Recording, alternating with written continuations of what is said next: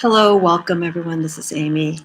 Um, I wanted to deviate for this video since I do so much astrology, decanic work with the tarot. A few weeks ago, I did a review of the Cosmovisions Oracle by James R.Eads, and this deck is something that I wanted to bring in because it focuses a little bit on past lives, and that's something new to me. And I mentioned that in the review of this deck. But what I wanted to do here is I've been spending some time the last 2 weeks sort of going through all the suits, the court cards, which are actually considered separate from the minor arcana of the suit, and also the major arcana. I do not have the light visions or prisma visions, I'm sorry. And so what I did was I wanted to just sort of go back and look at those two decks in particular online and look at the images and compare and contrast. And what's interesting to see is the Cosmovisions is an extension, because there is the relationship with these vision decks to where we are now exploring the Cosmovisions, connecting with the natural elements, earth, air, fire, water. And I talk a lot about that when doing readings and breaking down some of the meanings in particular cards. And the light visions and prisma visions, they are RWS influenced by the titles. They've changed it up a little bit. I think there's chalices instead of cups, and I think the swords are something else as well. I cannot quite remember. Also, design-wise, Light Visions is a monochromatic deck, so it's purple and white, and I think the gilding is gold. I know there's a different edition, I think, of this deck, or they changed the gilding on it. Can't quite remember, but going by what I saw visually in these videos about these decks. So Light Visions is monochromatic. It does use the Rider-Waite-Smith. The imagery is slightly different. And the Prisma Visions is like the color version of the Light Visions deck. So it gives that color spectrum that you don't see so much with the Light Visions Oracle. And again, it has the Rider-Waite-Smith suit names, but they're different chalices, again, for cups, and can't quite remember again for the rest of the suits. So the imagery we start seeing with the Prisma Visions, we start seeing a little bit of energy movement by the color palette and the imagery of that particular deck. So we go from Light Visions monochromatic to something that we go more color, full spectrum of color, but still with James R.Eads' signature design of working with Prismacolor and other mediums within his deck. So we jump from that Prismacolors to Cosmovisions. So Cosmovisions, what's interesting here is the suits are completely renamed. The coloring, I feel, in this deck is really a step up from the Prisma Visions. It's very energetic, very kinetic. So when I first got this deck and I start looking at the images, it's like, wow, this is a high vibrational deck. There are some moments, especially when you go into the birds. The birds suit is in relation to air. And so it tends to be held back a little bit. The energy is a little bit more not monotone, but it's a little bit more on the darker side. And then with the court cards, which I'll discuss a little bit, is we don't have Page King or Page Knight King Queen. We have different significators that you can maybe relate to the Page, Knight, King, and Queens, but it's quite different. And what I focus on with this deck is more the elemental energy that are representing the suits and the court cards, and then, of course, the major arcana. So in this deck, the suits are renamed by their elements.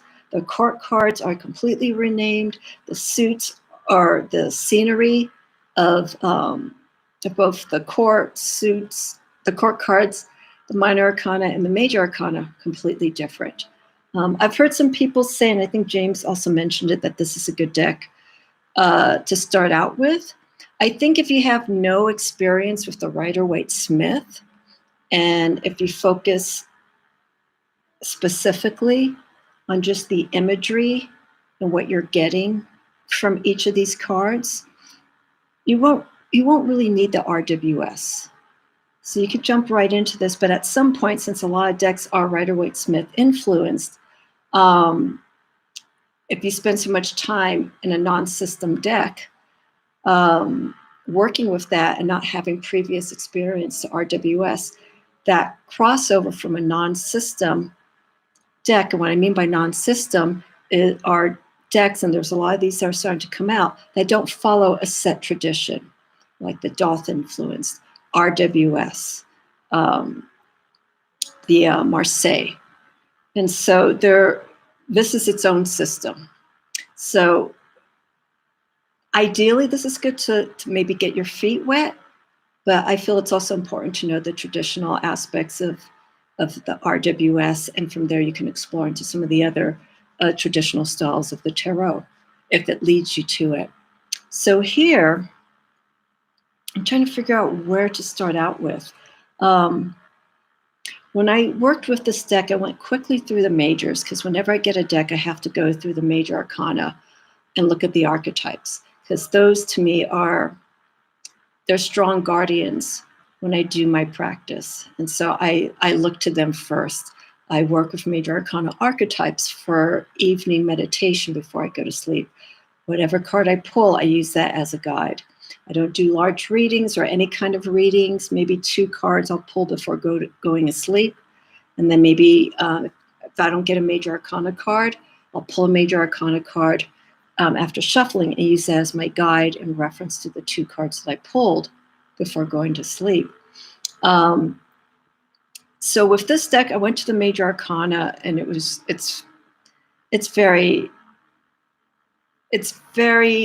cosmic. We have the Cosmovisions. So we're seeing this connection with the elements, okay? Light visions and prisma visions, completely different. There are human forms in those 2 decks. Here, hardly. And they're not really pronounced. You may see the human form in a silhouette or representing a particular character. So I will go through this. I'm not going to do a full deck review. If you want to see that, that is on my channel. But what I want to explore is just some of the findings that I've come across with this deck. Some humorous, some just, that kind of blew me out of the water. So let me start off with the card, excuse me, that I pulled last night.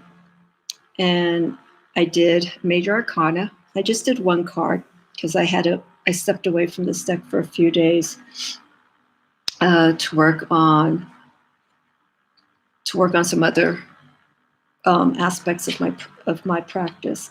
And the card that I pulled is Past Life. Okay. Now this isn't the size of the actual cards of the deck.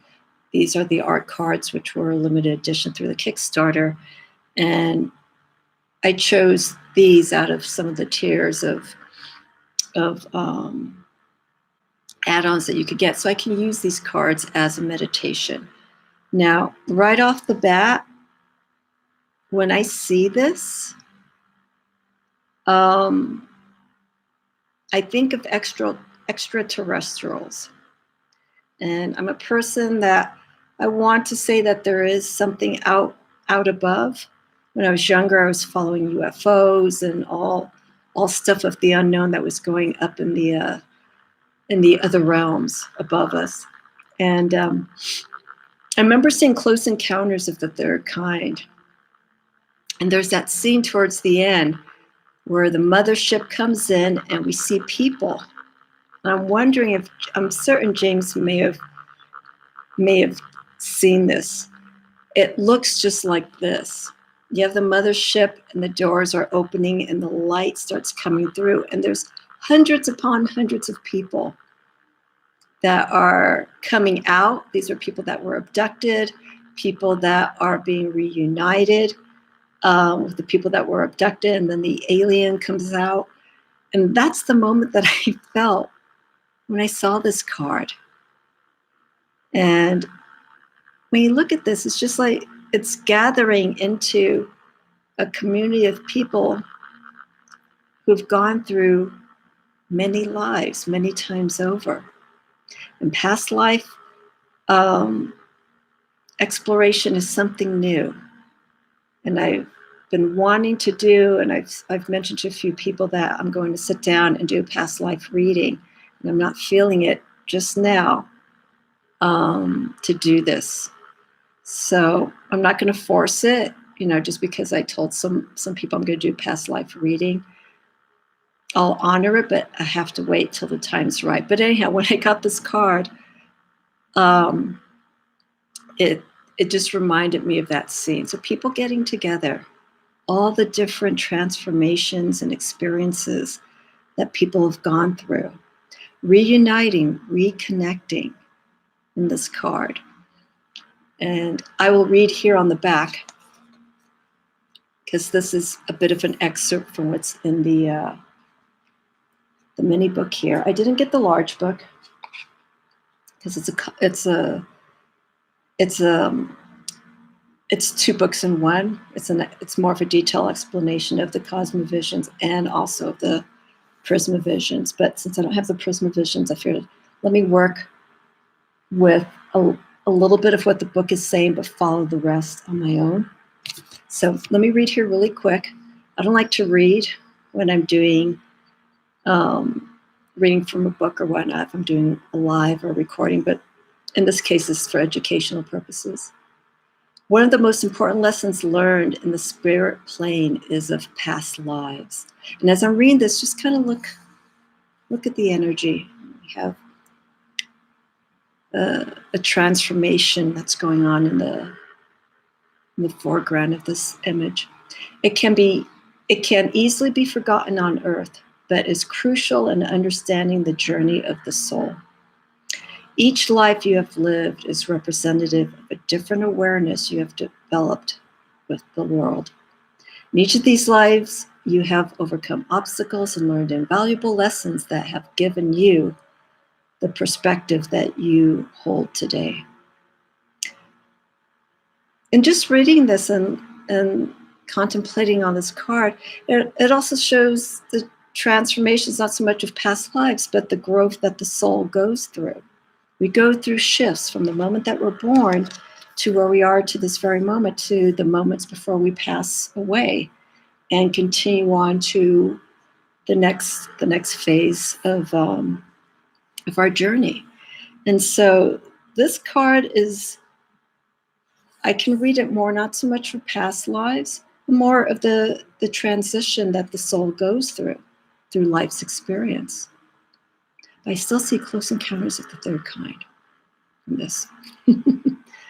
So this was the card that I pulled last night. And so I could take that as the journey of where I am until my last breath, and all the shifts that I've gone through to where I am now and to where I'm going to continue. So it's quite beautiful. The breakdown of the meanings of each of these cards. James does make a mirror reference to, let's say, like the Three of Embers, those are the Three of Wands. So if you do know the RWS and you're having maybe difficulty just trying to connect with it, you can always reflect on the RWS meaning. But what's so interesting is with this, looking at this, the RWS meaning and associating it with the suit is so different. I feel I get a completely different perspective from it. Because when I see the Three of Wands or Three of Embers here, it's a completely different energy for me. Because we see pip versions of the Three of Wands where the staffs are just right in the ground, showing the slow progression of what you're working towards. We're starting to see a little bit of growth taking place on the wands, but here it's completely different. So what I want to do is, I don't want to make this long. So I think what I'm going to do is, let's go right to the major arcana. Okay, since I was talking about the past life. And also, you can do the same with the major arcana. This is card 13. Okay, this is the past life card. And the major arcana for 13 is death. So you can relate those meanings in regards to letting go. You have let go and you're making these steps forward. You're releasing aspects of yourself from the past that no longer is of great benefit to you. You're making space.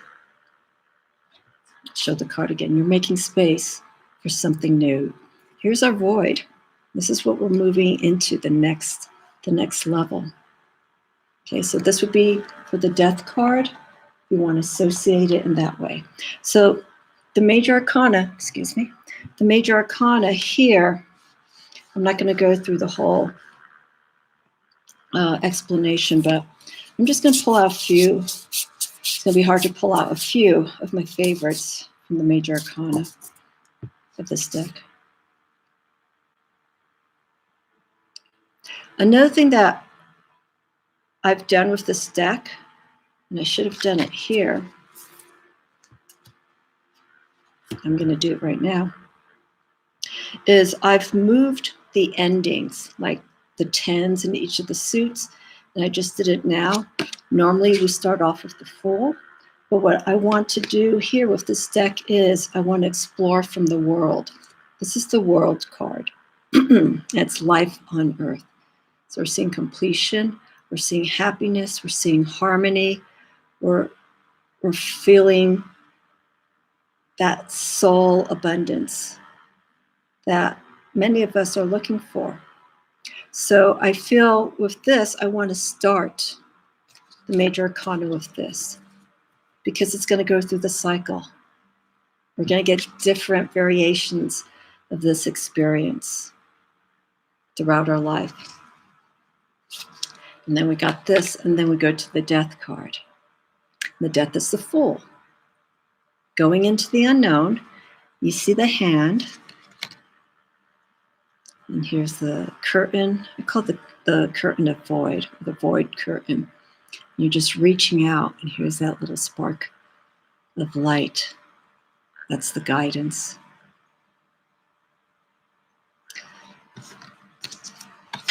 The crow is beautiful too. I believe in the book, this is mentioned. Let me back up here. Oops. The death card is when we die. The ending. And now we're getting ready to go to the beginning. Here, this is the moment after you pass away. This is the feeling, the crow, the magician. You're going to a new plane, a new level of existence. You got the high priestess, the swan. It's beautiful. So think of this as the inner aspect, the Cosma, okay? The Cosmovisions. It's what we're trying to reach. We're trying to reach that higher level of of awareness, of inner attainment. Empress, the peacock. These are all the shifts that are going on within us. We have the Emperor. The pelican is a repeat creature sign that's also in the Cosmovisions and Light Visions. I remember seeing the pelican. It could be in the same position as well, but I don't think it's named the pelican. It could be named the Emperor in the other decks. The Phoenix, the Hierophant. So these are the various transitions that we see. Our lovers, the soulmates. Very similar to this.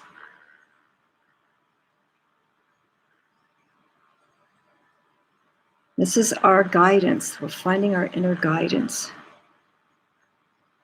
And then this is what happens once we find our guidance. It's complete. Okay, so again, I'm using this as the pre-card for the Fool or for death. Then the spirit plane. Traveling through all these different dimensions. And the other thing that's interesting, because I don't have a second camera, I'd love to show how I would have spread these cards out. You could sort of read the major arcana, almost similar to breaking up the major arcana into 3 different tiers. I think you go like from 0 to 7, and then 8 to 14, and then I think 14 to 21. And you could see the journey during the first 6, 7 cards. And then from 8 to 14, we go to the next journey. Here's our orbs. We start rising more into the spiritual realm. The first 6, 7 cards, in a sense, represents that moment that we've entered into the next level of existence. So this first few moments of what's happening, and then, as I mentioned, 7 to 14, it's the experience that's going on at that time. Once we've entered that. Here, the orbs, the cosmic tree.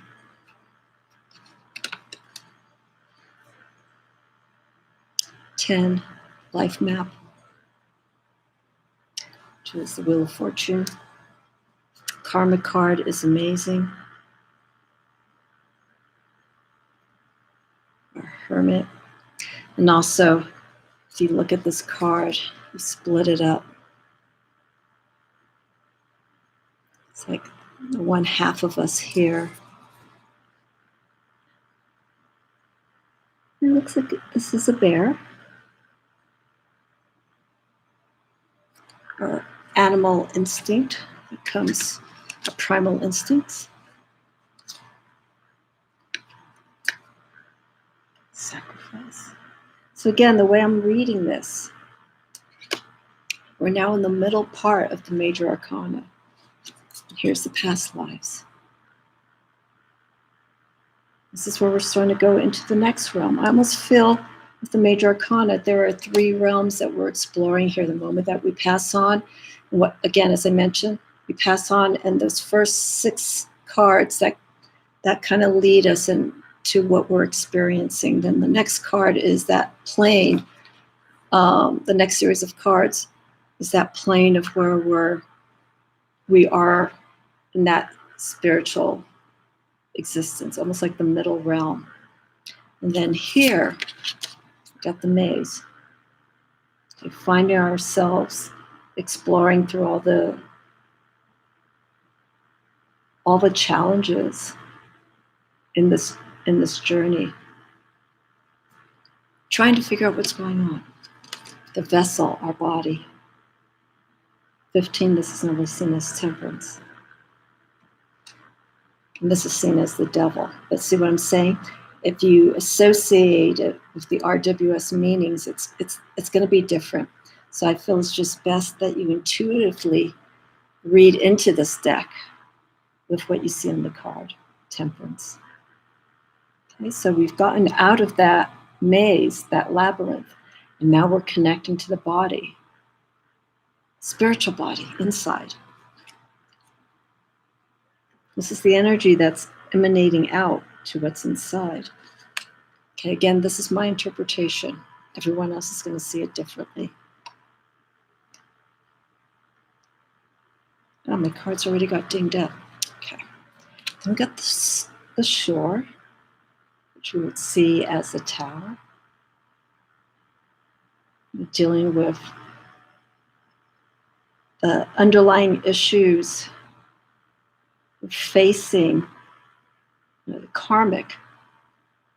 We had karma earlier. Here is the action, trying to break down. We're trying to let go of all those influences. The veil, going into that next realm. The bridge. This is beautifully described in the book as us looking towards the end. And is that person that we see at the end who we think it is? Is it us? Is it someone else? We don't know until we get to that other side. Once you get to that other side, you'll find out something that you didn't know about yourself. This is the next level. Number 19, judgment, infinite paths.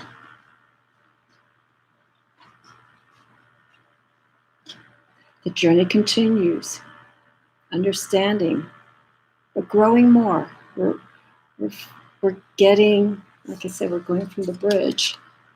Once we've experienced this, once we've crossed over, we've acknowledged what's on that other side. We take the journey to the other level. So this here I feel is the third phase as we're getting closer.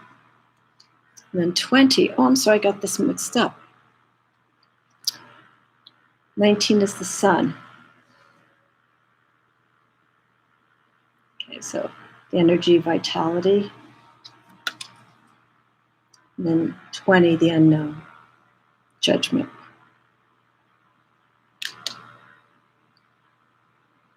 Letting go of the self.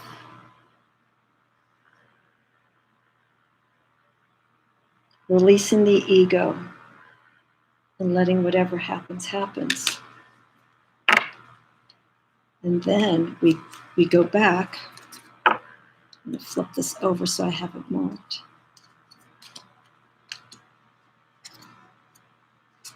And then we go back to the end.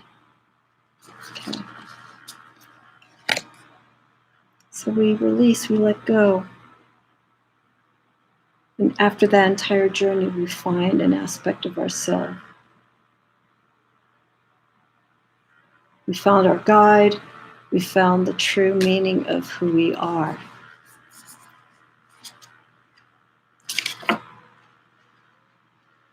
And then the journey continues onward. So that's how I've been seeing this with the major arcana. Let's see if I could do this in about 15 minutes. The next cards, I want to do this in such a way.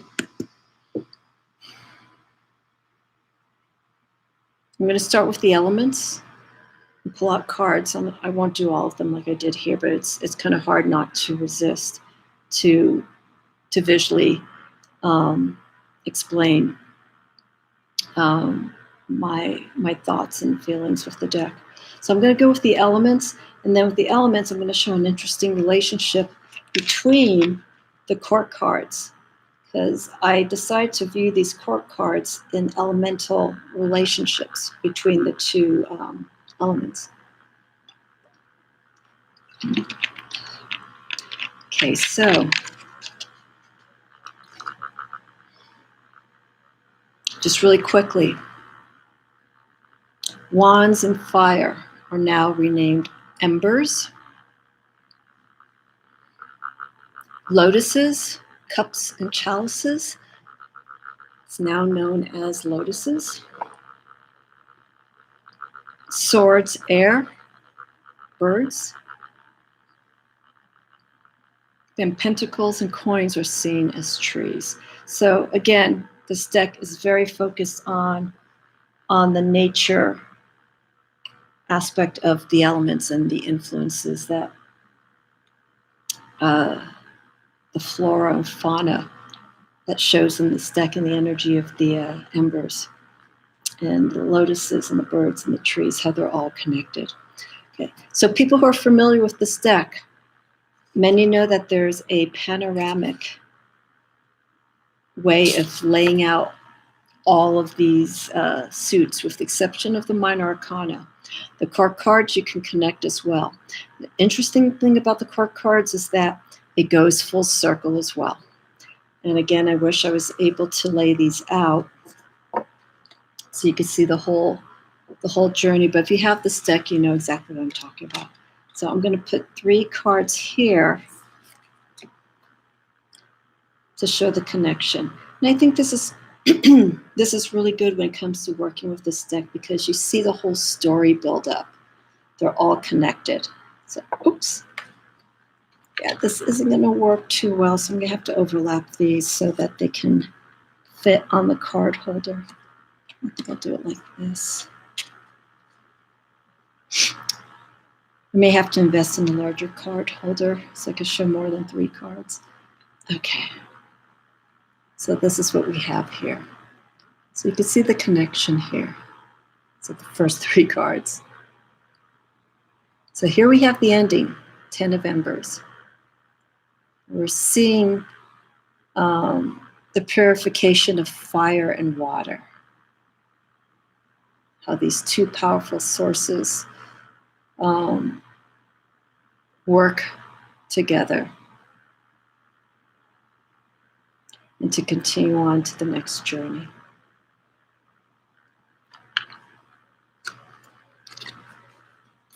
Yeah, this is going to be kind of hard to go individually, because I love the whole build-up of the panoramic layout of this deck.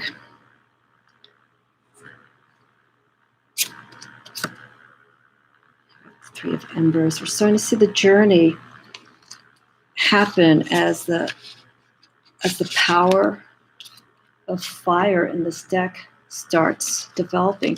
Also, too, what's interesting is with the suit cards, we start seeing scenes change within the suit. So we start off here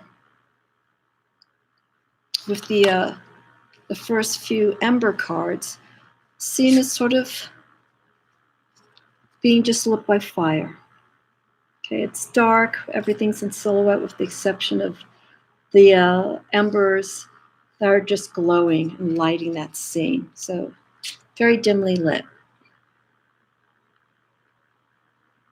And then we start seeing our scene change. We're seeing camaraderie. And then we have the storm that's brewing. It's coming in.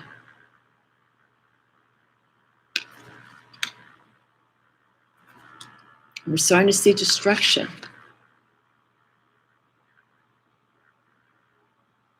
Okay, one way of reading this, the embers, is the purification of the soul.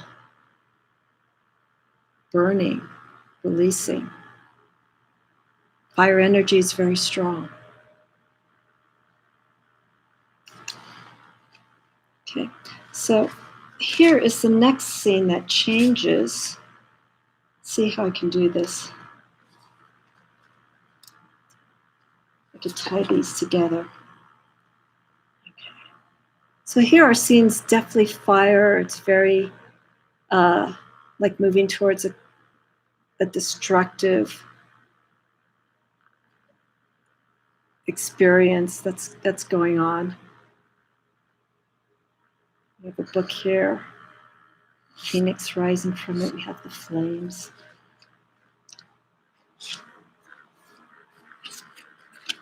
The energy is still growing intense. It's building. We saw how that scene was just being lit by just the embers. Storm comes in, destruction. It's just breaking down all these aspects of ourselves that we no longer need. It's building up here. We're getting close. The volcano, the eruption. And here's the final release. And then I'm going to show here.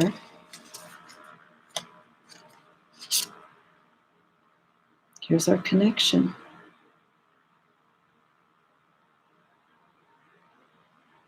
The hailstorm of fires we see here. And then as it's coming down, going into the water, to let go and release. So I like this because it is very prevalent throughout this deck.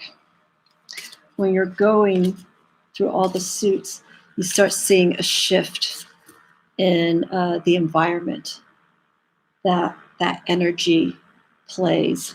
We start seeing the story. We start seeing the influence of embers, how it's playing a role in the situation, and then as it intensifies, we start seeing the storm, and we start seeing the flames rising from the ground, and then the volcano is the ultimate release. Here with the lotus, so we're going to start off. Here's our 10 of lotuses. Here's our ace of lotuses. The beauty, rejuvenating.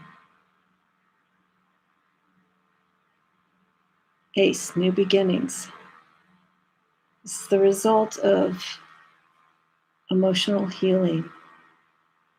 And then we continue on to the next emotional experience. We see here.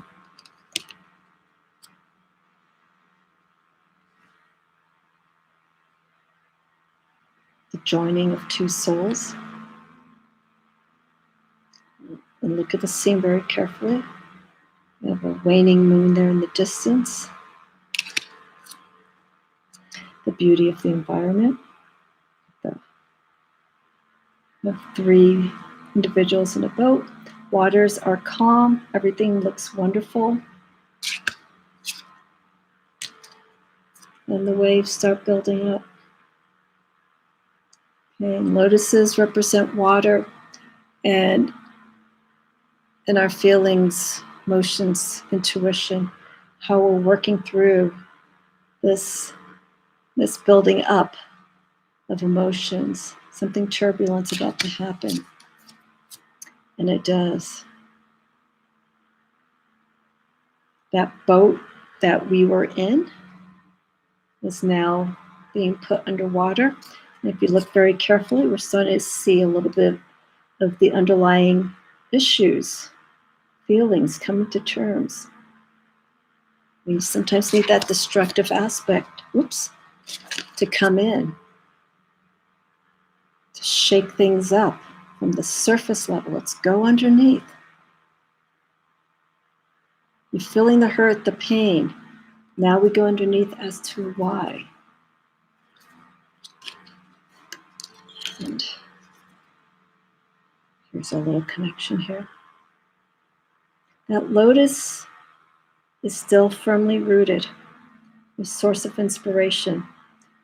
You see these water lilies and these lotuses, they have very strong stalks.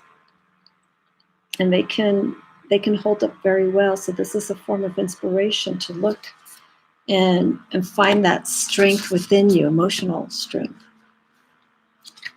Remember that building we saw, the 3 of Cups? Everything's now underwater. Everything's submerged. And we have a whale. I don't know if I should see it like this. I don't know if it's floating on its back or if it's just diving in. So we're at this point here where we're dealing, we're working, we're experiencing.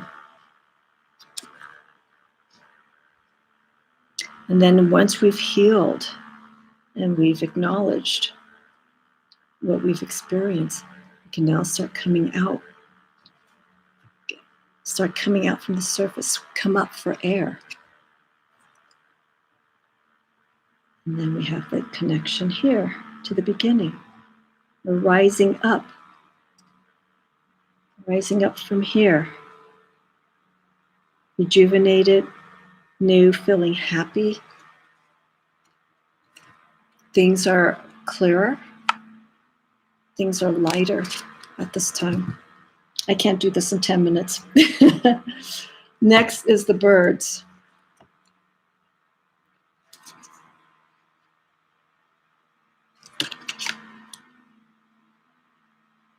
Here's the ending. Making way.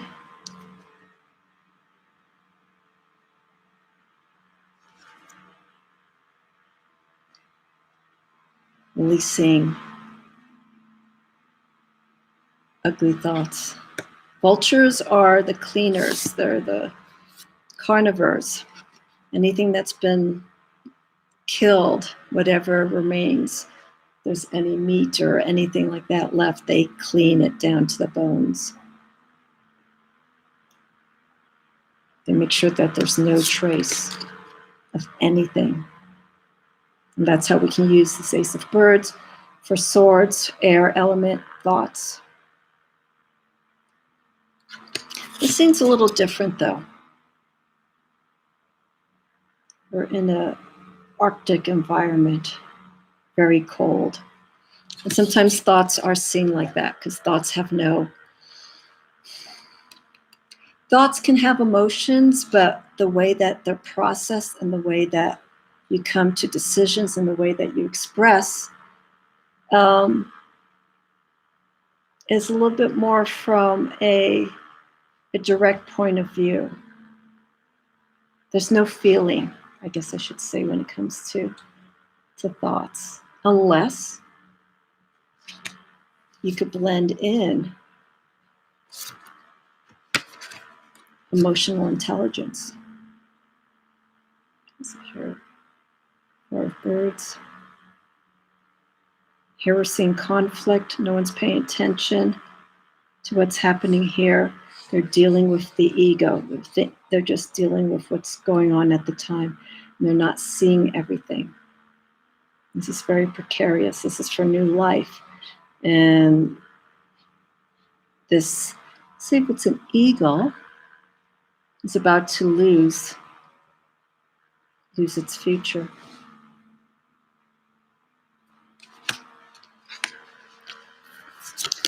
This here is also a little different. We have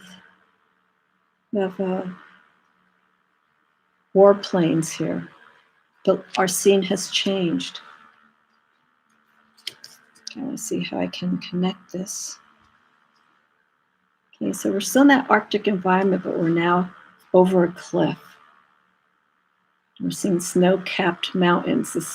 The scene is very much where I'm living right now, with the exception of the volcano and the molten lava. We are covered in snow up here. But here, we're starting to see some energy. We're starting to see some purification by fire. We're starting to see the potential of melting, ridding these thoughts. So here, the energy changes.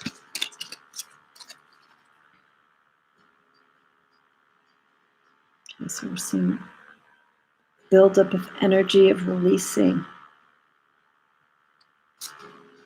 Okay, I want to get this in the right order.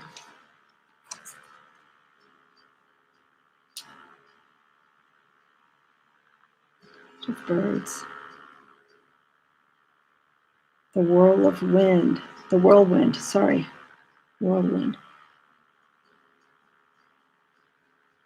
stirring everything up.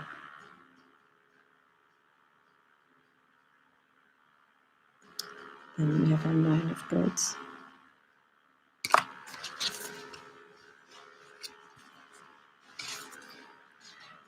Which brings us here.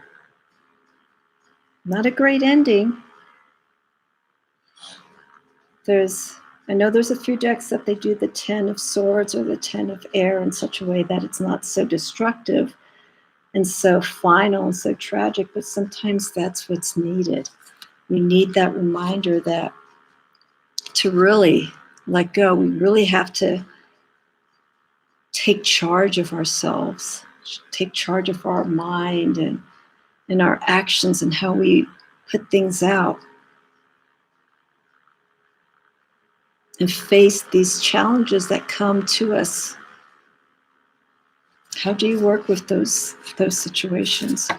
So the Swords I have to look into a little bit more, because visually it is different, but it's not that it's not unrecognizable to work with. And that's the beauty with the tarot decks, right? Creators give us their interpretation of each of the suits. And again, this is, for me, more of a non-system deck. Okay, let's go into Earth. So 10 of Trees. Okay, so this is the completion. Bring these two together.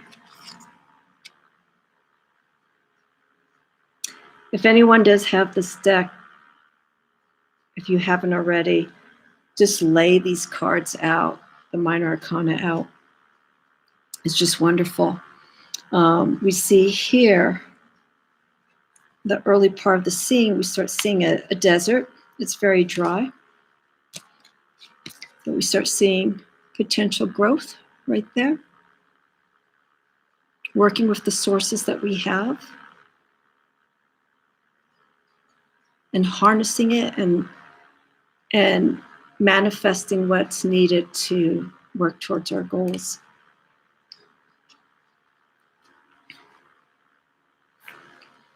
So here, I'm going to show how our scene is progressing. Okay, so see, we're going to the arid. Okay, we'll also watch the clouds. Starting to see the scene change. We're starting to see, as we put our focus more into our environment and the environment of ourselves, start seeing growth happening. Look at this. Look at our 4 of trees. Beautiful. Looks like it's lavender. Everything is flourishing. Choices have been made that will harness the continued growth. But here's the thing. Look at our 5 of trees. Those clouds have now formed into skulls. So I'm going to do the 4 and 5 together. Nope, I had it right. Oops. There we go. So we're having that moment where some choices that were made weren't entirely correct. They weren't entirely right. So we have a momentary lapse. And as you look clearly, that lavender field is now becoming barren. See aspects of it in the distance, and then it starts growing barren, weaker to where there's nothing. But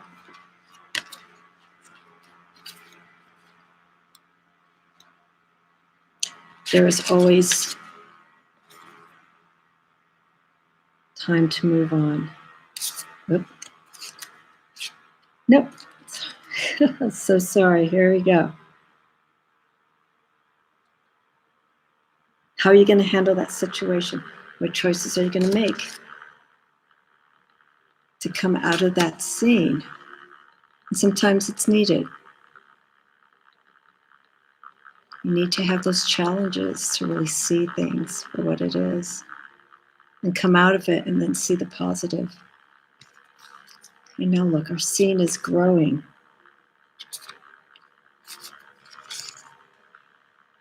There we go.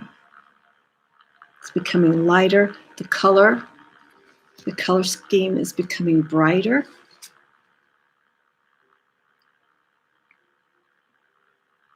It's flourishing, getting lots of life and energy, abundance and sustenance in this. I'm going to do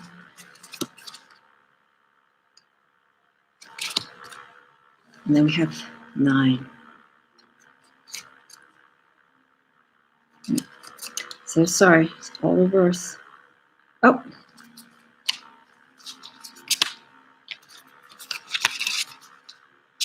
Yeah, 6, 7, 8. Okay. This is what I'm looking for.